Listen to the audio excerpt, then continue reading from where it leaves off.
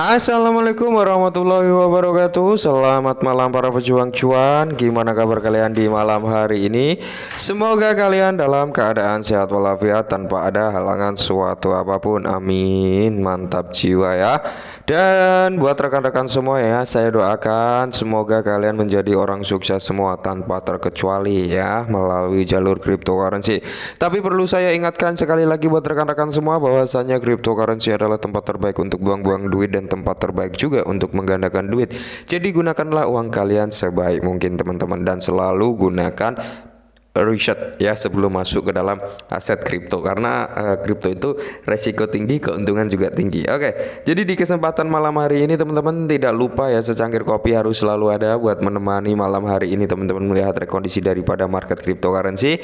Kalau kita lihat bersama untuk keadaan kripto market kali ini teman-teman, di mana untuk Bitcoin dalam kondisi hijau ya, tapi ada beberapa altcoin lainnya lah ya yang masih dalam dominasi keadaan merah merona-rona teman-teman, alias meronta-ronta nih untuk keadaan beberapa aset, termasuk ada Solana, ada Doge, ada Shiba, ada EOS, ada Cardano masih dalam kondisi minus ya. Dan di sini Avalanche juga, Luna ya, BCH atau Bitcoin Cash juga masih dalam kondisi minus. Oke, jadi di sini dalam kondisi market yang seperti ini teman-teman, ini ada sedikit angin segar buat kripto. Oke, angin segar buat kripto. Apa itu ya? Langsung kita lihat. Oke, jadi di sini teman-teman, Bank Negara Cina mulai menyukai perusahaan kripto. Wow, ya inilah yang saya maksud kabar bagus nih, perbankan ya. Perbankan mulai melirik cryptocurrency ya.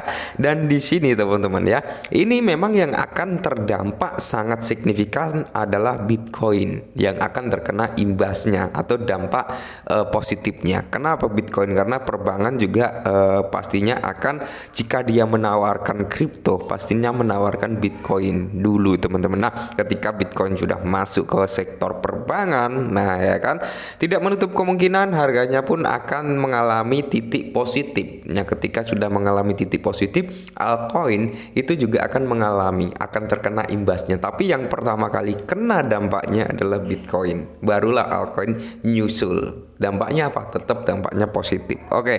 Jadi di sini teman-teman, bank milik pemerintah Cina mulai menunjukkan dukungan untuk perusahaan kripto di Hong Kong. Ini adalah tanda-tanda kabar-kabar bagus, di mana era adopsi massal Bitcoin atau era adopsi massal kripto, kita berbicara kripto ya, era adopsi kripto ini sudah mulai datang. Terbukti dari Cina yang dulu sempat bisa dikatakan memiliki frontal lah ya, penolakan terhadap kripto, tapi akhir-akhir ini mereka comeback ya, mereka kembali untuk menunjukkan rasa empati atau rasa dukungan terhadap perusahaan-perusahaan kripto teman-teman. Nah, di satu sisi selain dari perbankan, kalian bisa pasti udah mendengar Nasdaq. Oke, Nasdaq juga ingin terjun juga gitu teman-teman di sektor perkriptoan. Saat ini sedang melakukan pendaftaran.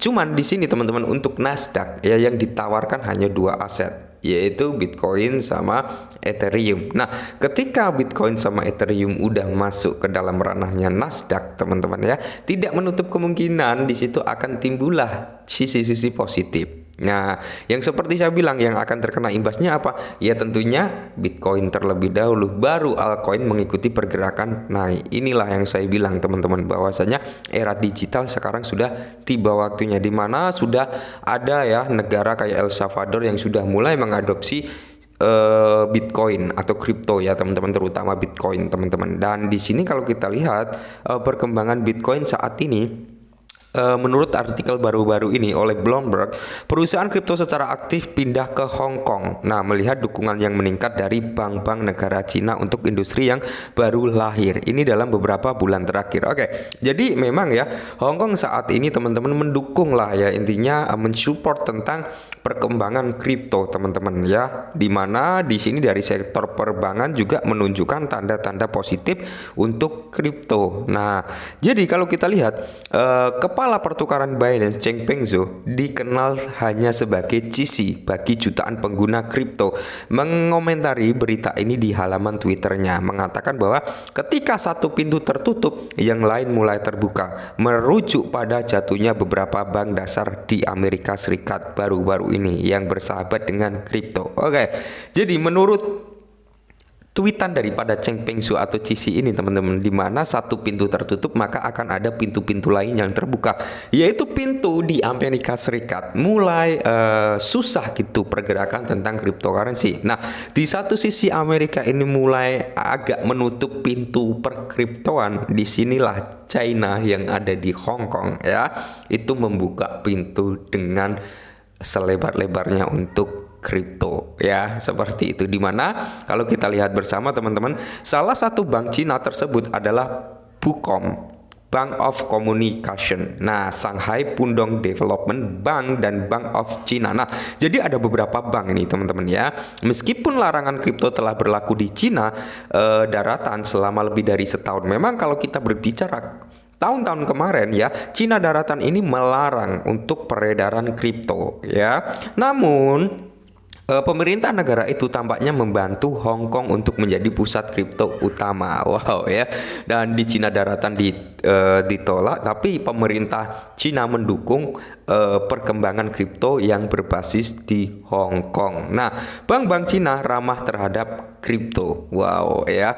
Menurut sumber tersebut, kantor lokal bank-bank besar Cina telah mulai menawarkan layanan mereka kepada perusahaan kripto atau telah menyelidiki masalah ini. Seseorang yang tahu lebih memilih untuk tidak disebutkan namanya, dan yang dirujuk oleh Bloomberg menyatakan bahwa perwakilan dari salah satu bank yang disebutkan mengunjungi kantor perusahaan kripto untuk berkolaborasi. Ini menunjukkan tanda-tanda positif untuk perkembangan kripto teman-teman ya. Ini tidak menutup kemungkinan kripto ini nanti teman-teman ya, ketika memasuki masa bull run ya, kita berbicara ketika masa bull run teman-teman, kemungkinan besar kalau prediksinya ya kan, prediksinya ada yang memprediksi 100.000 US dollar untuk Bitcoin, ada 250.000 US dollar untuk Bitcoin, bahkan ada yang 500.000 US dollar untuk Bitcoin. Nah, untuk target terendahnya teman-teman, kita patok di area 100.000 US dollar. Itu berarti Bitcoin sudah menyentuh ke new all time high-nya. Oke. Jadi, tidak menutup kemungkinan ketika Bitcoin menyentuh ke new all time high-nya, altcoin akan terkena imbasnya. Apa imbasnya? Dia juga akan menyentuh ke new all time high-nya. Maka dari itu saya sering bilang terhadap teman-teman ya, dikala kripto crash seperti ini, dikala kripto turun drastis seperti ini dari new all time high-nya minus sampai 70%, 80%, 90%, bahkan ada yang 99%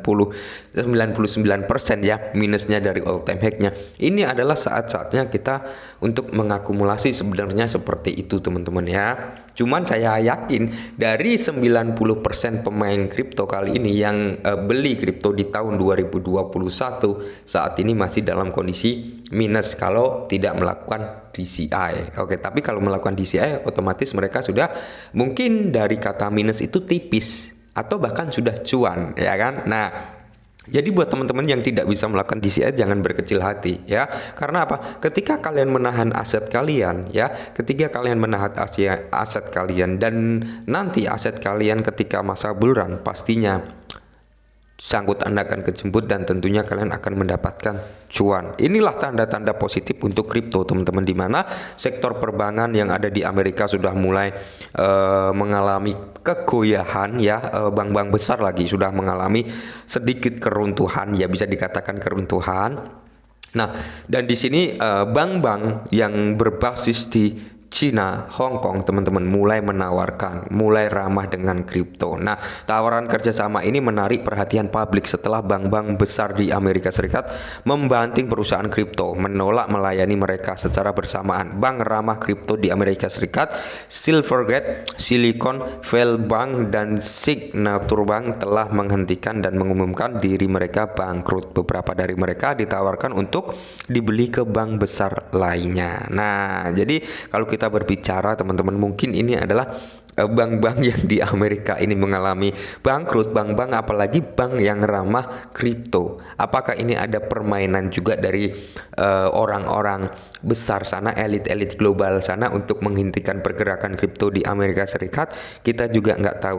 Tapi yang perlu kita ketahui teman-teman, ketika Amerika sudah menghentikan dukungannya untuk kripto, tidak menutup kemungkinan ya Amerika akan ketinggalan zaman, ya bisa dikatakan seperti itu. Karena di sini negara-negara lain mulai berlomba-lomba teman-teman ya menciptakan CBDC-nya mereka ya untuk memperkenalkan kripto ya, untuk menerima kripto. Mulai terpikirkan masuk ke ranah perkriptoan ya. CEO Ripple baru-baru ini membantu pernyataan mengatakan bahwa Ripple memiliki exposure kecil ke signatur bank dan menyimpan sebagai kecil dari saldo kas mereka. Nah, jadi kalau kita berpikir secara positif, disinilah ya saya kira beberapa negara ya teman-teman, bukan saya kira, memang udah valid beberapa negara sudah menggunakan mata uang yuan kalau nggak salah ya teman-teman ya. Tidak menutup kemungkinan dolar juga akan ambruk nantinya kalau dia tidak mau ngikutin perkembangan ya.